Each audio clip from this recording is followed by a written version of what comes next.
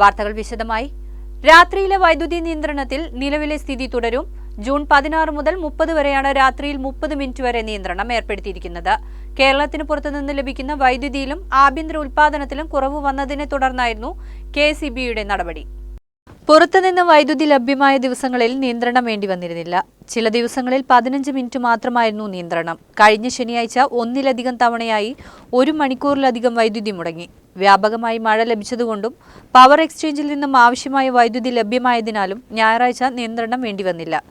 ഇതേ ക്രമീകരണമാവാം തുടർന്നും ഉണ്ടാവുക. ഡിസംബർ വരെ ഉയർന്ന വിലയ്ക്ക് ഹ്രസ്വകാല കരാറുകൾ വഴി വൈദ്യുതി വാങ്ങാൻ അനുമതി തേടിയുള്ള കെഎസ്ഇബി അപേക്ഷ റെഗുലേറ്ററി കമ്മീഷൻ പരിഗണനയിലാണ്. കേരളത്തിലെ ഏറ്റവും വലിയ ഷോപ്പിംഗ് ആഘോഷം ഇനി നിങ്ങളുടെ സ്വന്തം സീമാസിൽ. തൃശൂർ, അങ്കമാലി ഷോറൂമുകൾ ഇന്നു തന്നെ സന്ദർശിക്കൂ.